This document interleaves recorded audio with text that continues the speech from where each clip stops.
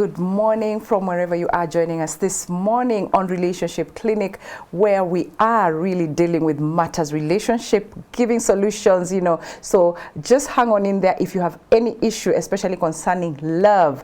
Narcissistic love is our topic for today, just breaking away from such kind of love.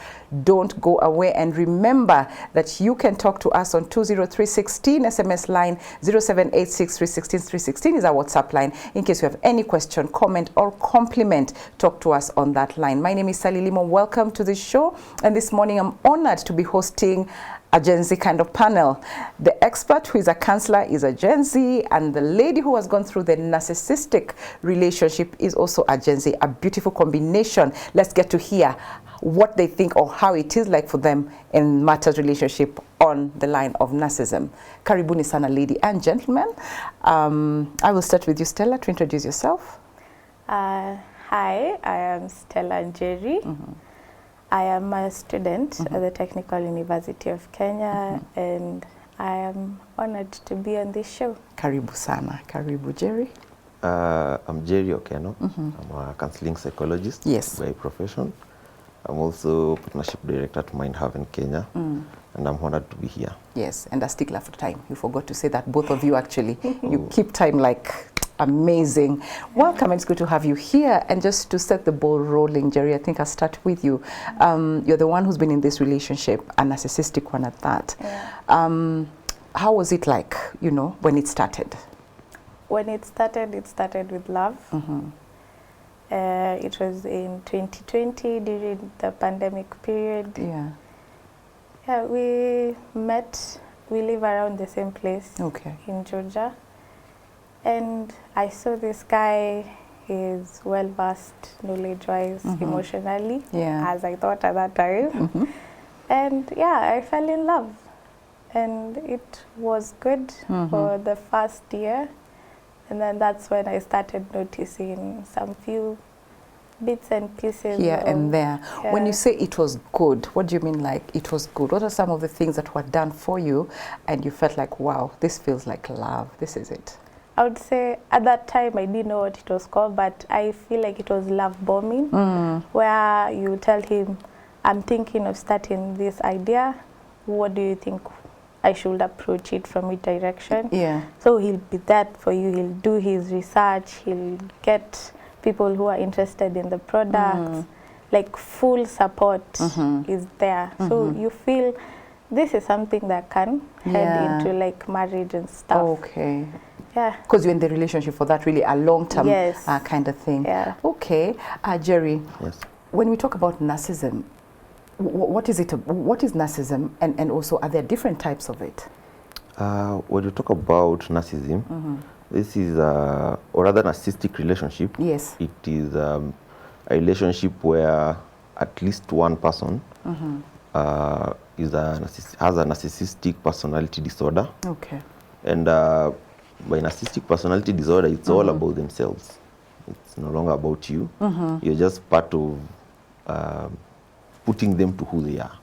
Okay. Right? It's a selfish it's a selfish kind of thing. Right? So there are different types, around 3 or 4. Okay. But the main ones are the overt and the covert. And the overt one, you think about this person who is loud, bragging, all about seeking attention and validation. Grandiose. Yeah, grandiose, that's one. And the covert one, it's this person who, they're low, right? They guilt trip you a lot. They are all about seeking mercy, and they hide behind the humility face. Okay. You look at them, you see them, they're humble, but deep down they are not. Okay. Most of the times, yeah. Wow. Wow, okay. Stella, for you, how did you get to know? Because I think it's a condition that needs to be diagnosed, Jerry, isn't it? Or because I was with someone here also, a counseling psychologist just like you, and they say, he said, people just throw that word. You need a diagnosis for someone to say this one now is that so? Do you think that's the case? Yes, but the word is oftenly thrown without confirmation if it's true or not. Right? And it can only be diagnosed if the person accepts that that's the case. Okay. Most of the time, the people who are narcissistic, they don't accept they are Probably they don't even know. They don't even know. They think it's normal the way they behave. Yes. And if you tell them they're narcissistic, they guilt trip you, and they'll play like a victim, and now you'll seem like the bad person. Okay. Most of the time. Yeah, Stella seems to agree with that. Yeah. Did that happen to you? It actually happened when I chose to end the relationship. Because that is where it became, oh, you're now the bad person, or you're breaking this up because you're with someone else. Yeah. So in my head, I'm like, we have talked about issues we've had before, and you verbally saying this shows that you were not listening to our conversations. It was all, I am right, and you're wrong. I am right. Okay. Like, I think we put the cat before the horse, because at what I would just want to understand, probably even our audience, listeners and viewers, at what point did you realize this relationship is not what I thought it was? It is unhealthy for me. At what point? I think it started on my birthday. So I was holding it in town with a couple of my friends. Okay. He arrives late, and then I tell him, you can go upstairs. So there's a friend he knows. And I told him, you'll find him there. You can wait for me as I go to a supermarket with my other friend. Just 5 minutes after I've left, he calls me and he's like, I am going home because you have left me outside here stranded, and I don't know where you want me to go. I'm like, what do you mean? Yeah. Because I have clearly stated the name of the person you're supposed to see, what they are wearing, because it's, when someone is wearing blue, that's not a color you can say you're not seeing in a crowd. Yeah. And the guy is very tall. So I'm like, why are you leaving? Then he's like, you're the one who invited me. Why did you choose to go to the supermarket with someone else instead of taking me to the place? I'm like, how does that make sense? Yeah. Then he's like, then I'm not staying. And he chooses to go. So now I'm frustrated because I'm like, why is this man leaving? Yeah, and it's on your birthday for that matter. Yes. So I come back and then he's like, Ati, oh, don't get emotional. You know, if you had just brought me to the place where your friends are, none of this would have happened. And I'm thinking in my head, I'm like, this is not how it should be. Yeah. Yeah. Because I feel it's not difficult for you to just go up the stairs and get to where you're supposed to be, because I've already clearly stated where I'm going and how long I'm going to be there. So even if you wanted to follow me, you would have found me where I've told you I am. So at that point is where I was like, I think we need to sit down and talk about this, because this is not how you handle conversations. Okay. If you felt this wasn't something nice on your end, you should have just told me that and not go, I am going. Wow, wow. Jerry, from what she's saying, she's talking about, she's there, and then the boyfriend says something like, reacts the way he did, and then he says, you don't have to be emotional. What are some of the psychological tactics and also behaviors that they use and narcissists would use to manipulate and control someone? In the first place, she said the guy came late, right? So he was late, he should have apologized, because this is your girlfriend holding the birthday. She expects you to be there on time, help her do a few things, but now you're late. It's a mistake from your end. But he doesn't acknowledge that mistake. Instead, he tries to put the mistake on her side. Why are you going out with your friends and not me? It happened because he was not there. He didn't see that. He doesn't see that from his side. So he starts pointing out mistakes from her side, which is not the case. So they'll manipulate you to think that you're the one on the mistake end, right? Which is not the case. He doesn't acknowledge anything. Instead, he wants to find more problems so that he doesn't accept the mistake is on his end. Kind of guilt tripping you? They guilt trip you a lot. Yeah. Any other tactical behavior that they may use? Any other tactical behavior? Maybe financially. There are those people who, if they're the ones supporting you, probably they withhold. Is that also a control manipulation? a lot, because most of the time the narcissistic people, they find a way to make you be independent on them. You depend on them a lot, mentally, physically, emotionally, financially, so that they can control you to whatever they want, right? So he or she will tell you, I will not give you these finances until you do this for me. So they want you affirm them, tell them all the good things. He will be late, but you're like, you're not late, you can still come over. It's okay to be late. They want such kind of affirmation, right? You are late, but I'll wait for you. I don't care about that. You see, that kind of things. But you can't do the same to them. You cannot. You cannot. They'll get mad. They'll get angry. They'll do all the things to make you know you uliwakosea. Right? Hawezi kubali. You'll always be the one on the wrong. Okay. Stella, you know, apart from that, because the birthday thing coming in late and trying to manipulate you, any other thing, because I'm sure there's people who, as young as you or even older, who are in relationships and they cannot tell this is toxic for me. Any other things that probably he used to do and you're like, no, because this seems like it was just, this was it capped it all, like, I've had it. What else, what are some of the behaviors that he just used to show? Other small things are like, when it comes to making plans, normally you will contact someone ahead of time and ask them, are you free on this day, so that we can go somewhere. For him, it will be that day, and I want to come see you.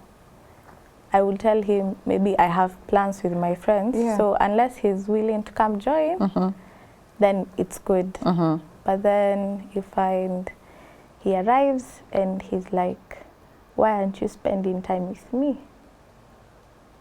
And this is a one-off, like you don't go for those meetings every other time. So now you're here soothing a man who you told you'd be with your friends, who is now upset that you're not giving him your full undivided attention. Now I'm like, if you are uncomfortable with being here with my friends, then you should have told me we reschedule our meetup.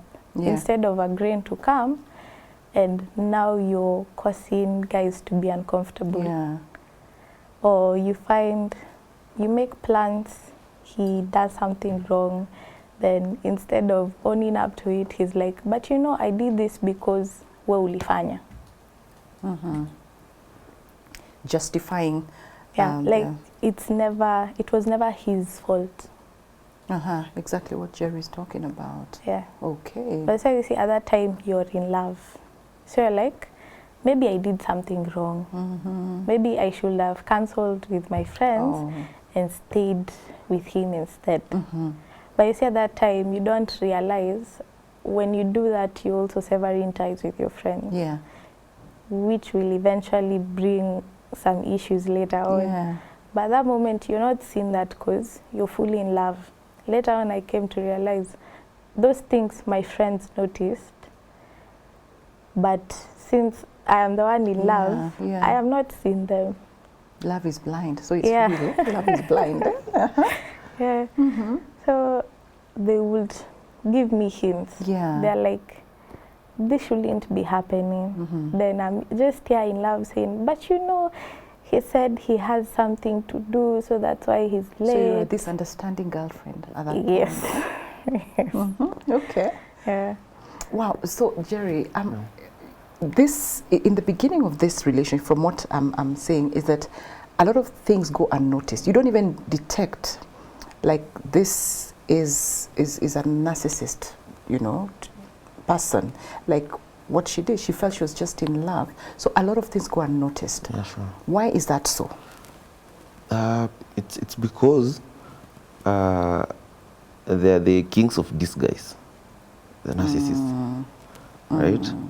So they love bomb you, then mistreat you, then love bomb you again. So it's a cycle. So you like fall doing for that hot cycle. And cold. Hot and cold. So it now becomes a cycle. So it will go unnoticed because every other time they do something bad to you, they'll cover it up with something good. And now our mind is men to remember the good things more. Yeah. So you won't notice the bad things because you are covered up with all the good things that he was doing to you. It might be a one-time thing, the good thing, but that's what you'll keep holding on to. So the bad things, they'll keep coming and coming, then love bomb you again. And the bad things, then they do something good. Yeah. So it now becomes a cycle. A cycle, a vicious And now you are now stuck in that cycle. Yeah. So you don't move past that. You remain in that, and now they feel comfortable. They will even redefine your meaning of real, something that is real, to what they want. Okay. So you might know something is bad, but they will tell you that is not bad, that's what you're supposed to do. So like in her case, it's okay to go and meet your friends, right? You have your own life. Before you met him, you had your own friends, you had your own way of doing things. But when you go and meet your friends without his consent, it looks bad. Why? Because he has tuned you to think that it's bad. Yeah, and that's why she starts questioning herself. Like, oh, maybe I shouldn't have done that. Maybe I shouldn't have done Yet that. it's the right thing Yet to it's the right thing to do. It's not bad to meet your friends. Yeah. He also has his own friends. He goes and meets his own friends. Yeah. Why is it not bad for him to do that? It's only bad for you because he has tuned you to do that. So you'll need his permission to go and meet your friends. But he will not need your permission for him to go and meet the friends. Okay. So you won't notice the cycle. He also won't notice because most of them do it not at their will. It's just part of them subconsciously. They just do it, yeah. So you won't notice, and they also won't notice. Yeah. Okay.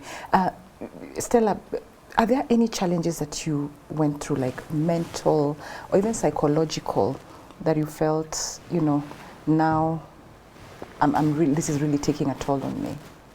I would say a cycle of sadness, because you're with your friends, you're happy, you meet this man, somewhere around the conversation he just undermines you.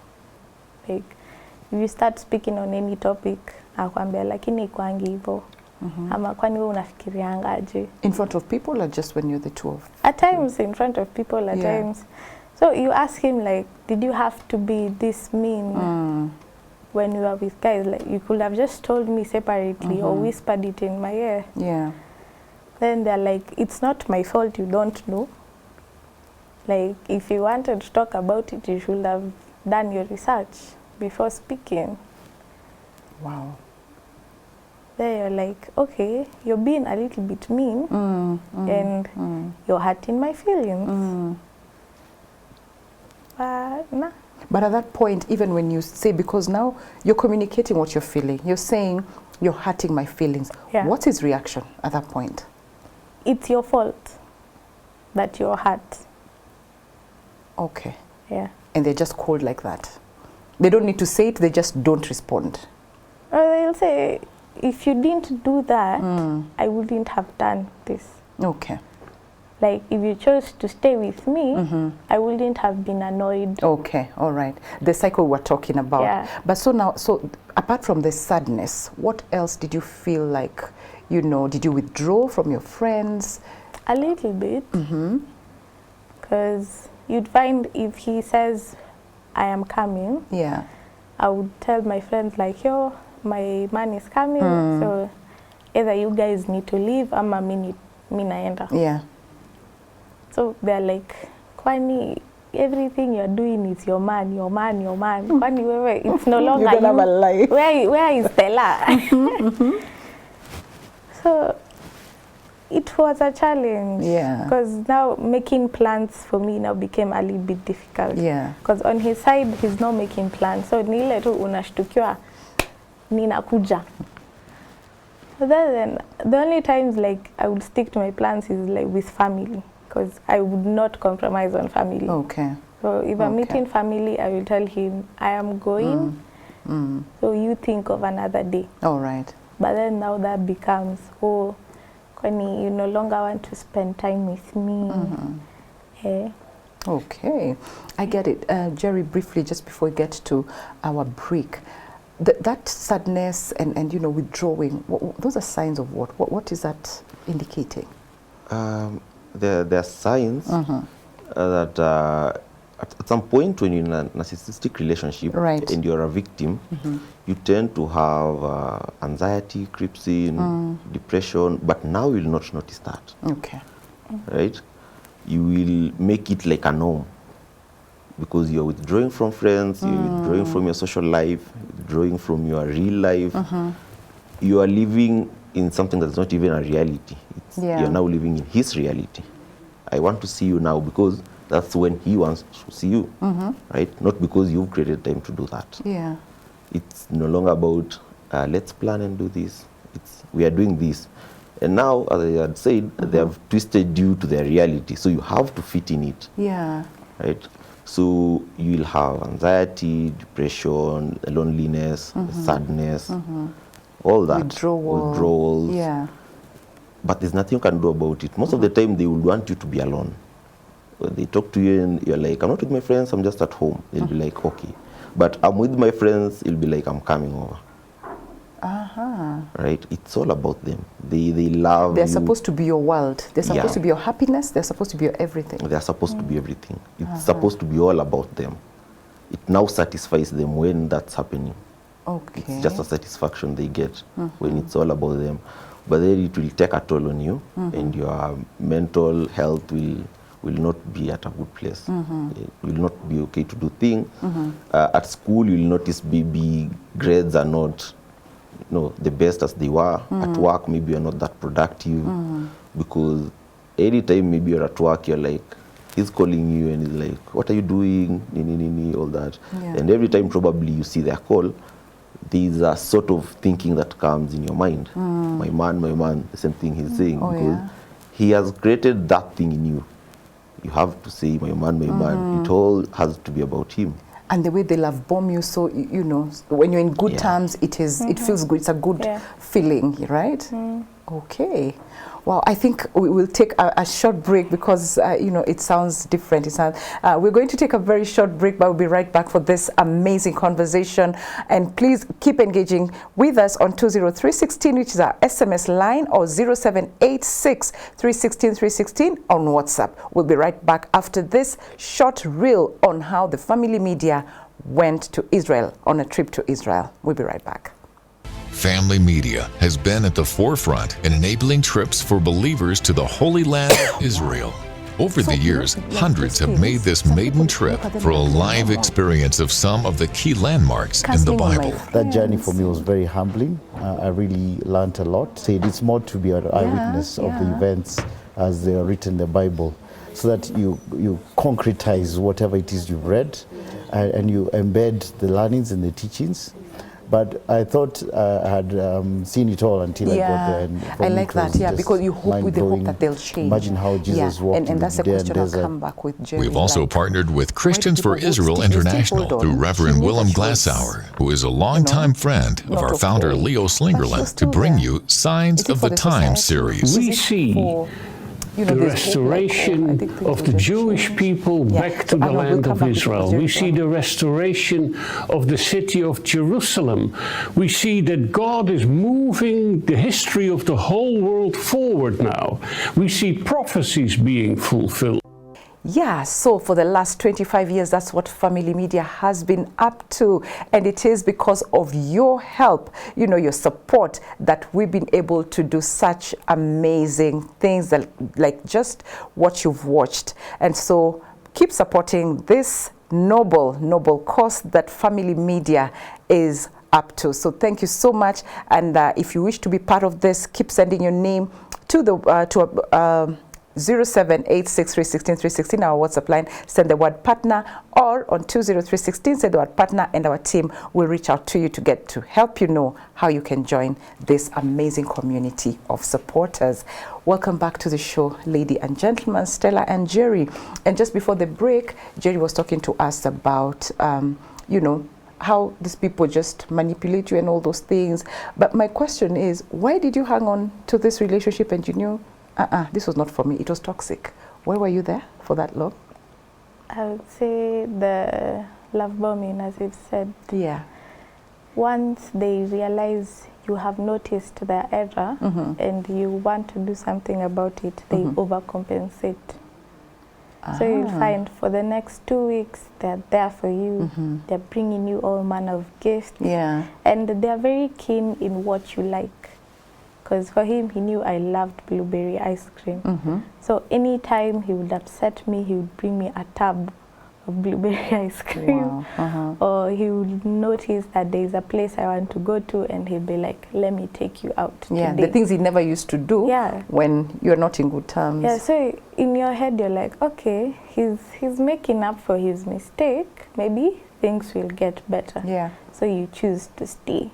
But the moment he realized I am back to getting comfortable, that's why it ends. It now goes back to, I don't have time, I don't have the money.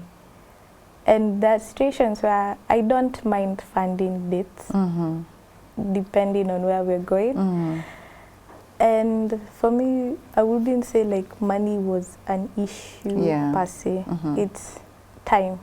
Are you willing to make time for us to be together? Okay. Because you don't have to go to expensive places to spend time together. You can go to a garden. You can go for a stroll. So I think those instances of where he overcompensates give you an illusion of the love is back. Okay. But the moment you get back to being comfortable, it's cut off. It's back to... so you just give you enough to hold on, to not let go. Yeah, like what Jerry was saying. And Jerry, probably from an expert point of view, why is it that you find a lot of people, men and women, are both just holding on to toxic relationships? You know that this is not good for me, but you hang on in there. What would be the reason behind that? Sometimes it's society, right? The society expects you to hold on to the relationship. Yeah. And majority of the time, it affects ladies. Keep the family together, so such kind of things, right? And also, social media has glorified perfect relationships. Correct. Right? So you can't air out your not perfect relationship because now social media will be against you. Yeah. Because all they want to see is the perfect couple, perfect things, you know. Also, there are men who go through the same, right? There are ladies who are narcissistic. Right. But now a man coming out and saying that I'm going through this and this, the society will view you as a weak person. So you still hold on to it. And now, holding on to that, and they keep giving you the cycle of love bombing and mistreatment, love bombing and mistreatment. Now it becomes a cycle and you get used to it. Yeah. So it now becomes part of your life, right? So you're okay. You know, he loves you. There's love, for real. But love that you'll be mistreated and you'll be loved. You'll be mistreated and be loved. But now they're doing it subconsciously, right? And every other time you tell them, I don't like this, you know, this is sort of a narcissistic behavior. They will guilt trip you. They'll act like the victim. Yeah. They will make you know that they are not narcissists and you're the bad person in that relationship. Yeah. And it will make you even question about your sanity. Right?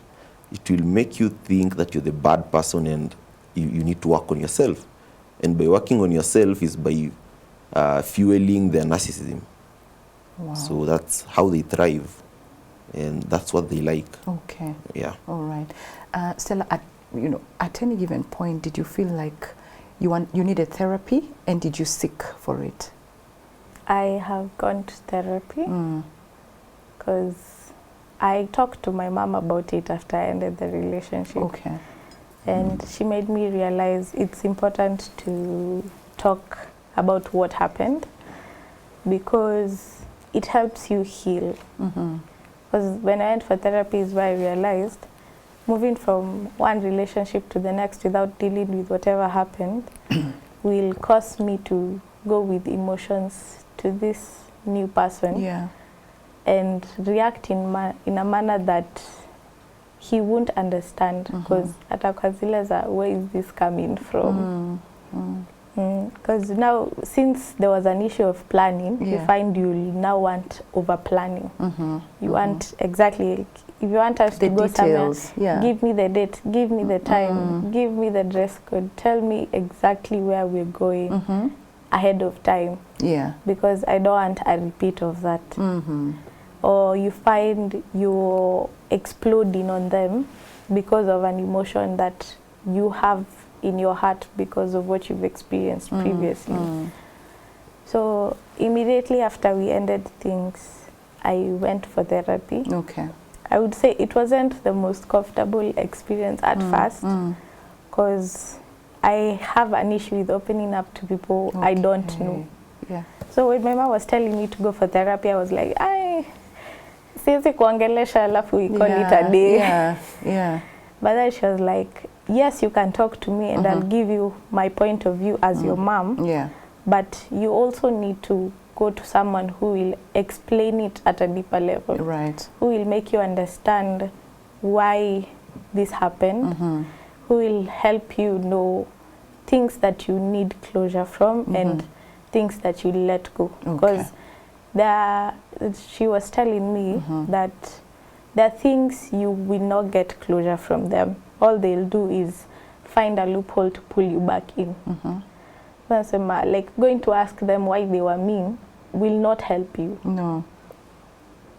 These are things where you create a list and say, these are things I can talk about, and these are things I need to pray and let go of them. Okay. Because the more you hold on to it, you're giving them a loophole to come in and pull you back. Okay. And it's very easy to be pulled back because you're in love. And you've talked about something when you started this treatment that, you know, you talked to your mom after the relationship now was over. Why didn't you choose to speak to her, you know, in the midst of this relationship, the turmoil? My mom knew the guy. We had already introduced the parents to each other. It was very formal, yeah. So they knew the relationship was there, but I had not mentioned to her the two small bits. Yeah.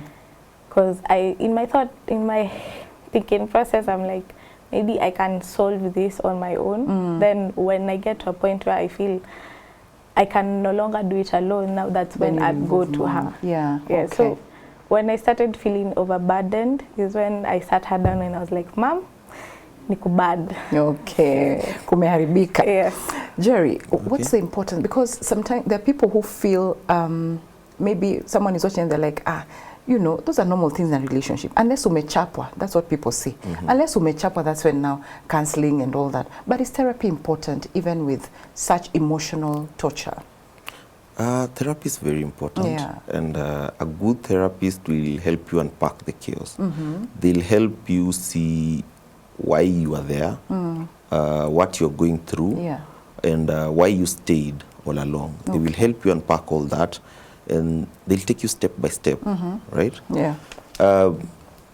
When you go to maybe a group therapy, maybe the counselor or the therapist will introduce you to a group therapy of people who are going through the same thing, then you will know you are not alone, right? And now you'll realize the importance of talking and opening up and seeking help, right? Okay. So it's very important to go for therapy or go for counseling. Yeah.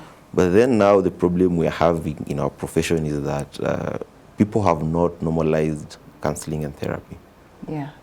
So very few people manage to go for therapy and unpack that chaos. Okay. You see, like in her case, she said she wanted to go for therapy so that it does not affect the next relationship.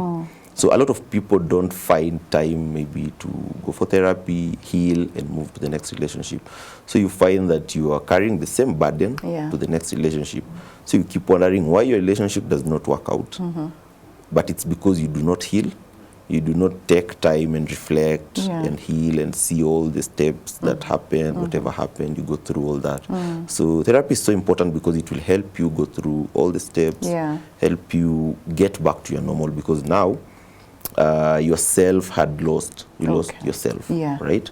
You're living in someone else's life and reality. So therapy will help you come back to your ideal self, and now you start realizing I was not myself. Right? Because at some point when you're in such a relationship, your self-esteem is also bruised, right? So you also need to now start rebuilding yourself and start believing yourself that you are doing the right thing and they were doing the wrong thing, because now they had made you think that you're the one who was doing the wrong thing. So therapy will help you go through that and give you the whole vision from a point now you are not in that relationship, you're outside, like you're watching a movie and you're like, he's doing wrong, I'm doing right. So you'll see all that now clearly, sure. Yeah, but probably most people think therapy is expensive, but are there options for cheaper, places they can access therapy? Because it's not cheap, really. Probably that's why many people just hold back. At the moment... Maybe churches? At the moment, therapy is not as expensive as people think. Oh, yeah? Yes, because what they're going to do for you, it will give you the value for your money, right? So if you look at the value for money, you won't say it's expensive. Okay. But now that it's not normalized, when someone tells you maybe it's 500 or 4,500 per session, you think that's too much. Yeah. So it's part of the reason why now we came up with the Mind Heaven thing, where we can come up, where we can give the youth a chance to come up and talk about what they're going through, right? So we also do free sessions. If you have a problem, you'll reach out to us, we'll connect you to a counselor. Oh, fantastic. And if at all you're going to pay for the session, it will be very cheap. Okay. At quite least, subsidized. Yeah, very subsidized, so that we can have a healthy youth that's, because a lot of youth are getting into relationships and they end up in where she was. Yeah. But then now, a lot of youths are jobless, so they can't afford therapy at all. And they don't want to share with their parents that I'm going through this and this, and now I want you to pay for my therapy. They don't want to do that. So it is free. So it is free. Fantastic. Yeah. You mentioned something about self-worth and, Stella, did you feel at some point that your self-worth was gone? And, what kind of support then did you get from family and friends at that point when you just felt, I'm at my lowest? My friends, best. Like, they are the best support. Yeah. My family as well, especially my older sister. She was hand in hand. Because, you just lost someone you loved, and then since you're the one who chose to leave, they won't search for you. Kubembeleze, nini. Were you yearning for that, though, at that point? Yes. Because you love this person. You love this person. So, like, I'm telling you I'm leaving so that you realize you need to work on yourself. Yeah. Not for you to go. Yeah. So my sister, jokes. I'm like, ufanye kazi, so that you realize. My sister was very supportive. Okay. My friends were there for me. They would, after school, after they're done with their works, they would come to my place and they're like, what do you need? Do you need us to get you something? Okay. Do you need a chat session? My mom and dad, because I also told my dad. Yeah. Oh, wow. They're very supportive. I would say I have a very good support system with friends and family. Awesome. Oh, fantastic. Jerry, what are some of the red flags that people should just watch out for? And you look out for it, you're like, there's a problem here. That's not a good person. What do you look out for? Sometimes it's so hard to notice. Okay. That's why it goes unnoticed. Yeah. But you should look out at things like they want to be affirmed, but they won't give you back the same energy, right? They will want you to do them all the good things. Yeah. So, do you love me? They'll need the affirmation every now and then. They will keep maybe guilt-tripping you for you to assure them of their reality. Yeah. Right? They will want you to be in their world. Every other time they need you to be there with them. They need you to do what they want, but they can't do you the same thing. Yeah. You will always be the one initiating things most of the times. So they love you as they claim. Yeah. But you don't see that. There's no effort. There's no effort. Yeah. Very little or no effort at all. As she had said, at some point they will bash you in public. Why? Because you will go back to them, you lean back to them. It's the only place you lean back. So sometimes they do it intentionally. because you will need them. Yeah. Right? So for you to notice, you need maybe to be keen, because sometimes when you're in love, you don't see such things. Yeah. Right? So what I tell people most of the time is, have the individuality in you. Don't lose yourself because you're in love. Right. Don't lose yourself. Maintain your life. When this person fell in love with you, you had your friends, you had your work, or rather you had your school or something. Maybe they fell in love with you because of who you are at that time. So the moment you start losing yourself, now their love also sort of drops, because you're not yourself. Yeah. So you're not the person they loved. Yeah. The manipulative, if there's an English like that. Yeah, the manipulative. You're not that person they loved. Yeah. So when you start losing yourself, they'll be like, oh, that person. Yeah. So at some point, the love bombing won't be there. They'll treat you bad at the extreme end, because you're not now the person they love. So you need to look out for maybe such kind of things. Okay. Stella, how did you then move on now from that bit? Because here you are, you've been hurt, therapy, now there's a new Stella out here. Now just loving on yourself, self-care. How did you move on now with all that? Say it's majorly God and rebuilding myself. Yes. Because to date, I'm not yet in any relationship because I've chosen to reestablish myself. Okay. Grow my relationship with God more so that when I'm going into something new, I'm going with my priorities laid down. I know who I am and what I am going to achieve. Yeah. So when I'm looking for a new relationship, I already know what I want. Okay. It's no longer I just want to be in a relationship ndio niseme niko na mtu. Yeah. It's because I have seen potential in this man. I've seen we are walking down the same path. Yeah. And we can go to marriage. Because I don't believe in trisex dating. Yeah. We see where things are going. Yeah. Is if we are dating, we are dating to marriage. We're not playing around. Okay. Yeah. All right. So, you know, because at this, so, and it's all, I'm just looking at you. How old are you right now? I'm 22. You're 22. You dated this guy for how long? 2 years. 2 years. Yeah. So probably at that time, do you think probably you're too young to understand the love, or you just feel like it was okay, it was a perfect time for you? I would say we still needed a bit of guidance and information to some extent, because young love is a bit reckless, and without the proper guidance, it can go either way.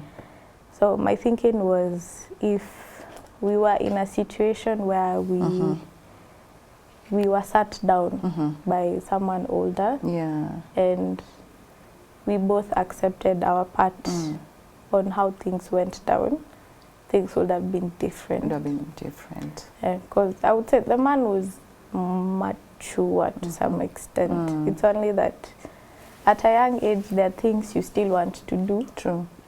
So you might feel like maybe sticking here is withholding me from trying those things. Yeah. So okay. I get you. I get you. It's a process. Okay. It is a process. Jerry, as we get towards the end of the show, maybe you can advise people on some of the strategies they can use to move past those questions of what if? What if I stayed? Maybe it would have been better. Those ones of, aki, mi ujue mi naenda. Then so nobody's following you. What are some of the strategies to overcome that, the what if questions? So on the what if questions, maybe some things you should have done, maybe journal the bad things they did to you. Leave alone the good things, because I'm sure they're not much compared to the bad things. And look at it from the point of, what if I stayed? How much more could I have endured? Right? And ask yourself, is it worth it? Are you worth that kind of, suffering and treatment, because you look at people online and you're like, their love is the best. Do you want that, or do you want this, right? And also, you have to know yourself, maintain your self-worth, know who you are and what you want, right? Okay. Have your priorities right. Don't just date recklessly, as she had said. Yeah. Sometimes we fall in love maybe because we are lonely, we are idle, or unajipata tu kwa relationship. It happens. Or even trauma bonding. Yeah, even trauma bonding. And trauma bonding, at some point, it's like Stockholm Syndrome light. Yeah. Right? Yeah. So you are attracted to the cycle of kuteswa na kupendwa, kuteswa. So it's like you are attracted to that. Yeah. It's now your life and you're used to it. Okay. So I would say when you have your priorities right, you'll know that you deserve better in a relationship. Sure, yeah. Fantastic. Your closing remarks, Stella, like advice even to someone who is in a relationship like that, very briefly, you know, just close that as we end the show. I would say listen to your friends and family because they see what you don't. Okay. And be very keen on things you allow to happen. Because the moment you allow them to happen, withdrawing your first say is a bit challenging. Okay. Love yourself and always keep God first, because He will give you a path that is yours. Despite what you might think, He never guides you wrong. I love that you've anchored yourself on God. Fantastic. Jerry, closing remarks in 30 seconds. My closing remarks is put God first, as she said. Pray for whatever you want. Yeah. And know your worth. Don't settle for anything less. Yeah. Fantastic. What a beauty. You know, I'm just sitting here and I'm thinking, Yani, even when you're older, you can actually learn from the young people. I'm sure people out there have learned so much from you both. Asanteni sana for your time. You know, it's been amazing having you and hosting you. Thank you so much for coming. And I'm sure we might have another opportunity to just have another discussion, probably on something different. You're an expert in matter psychology. You're an entrepreneur, by the way. People don't know that. So we might have another opportunity to talk matters finances. Yeah, we'll talk about that after this. So thank you so much just for giving us your time, our dear audience, our dear, you know, listener and viewers, wherever you are. Asante sana for giving us your time, for being part of this conversation where we were talking about how to break off from narcissistic love, a toxic kind of love that, you know, you need to just look out for the, what do you call them? Look out for the red flags and just say, no, this is not for me. And like the expert Jerry has talked about, when you look at the social media, just analyze, is this the kind of life you want, or you want the one that you are in, you're crying every day, packing your things, going and looking back and hoping somebody's going to say, okay, just come back, like what Stella was telling us. It's been a very interesting conversation. So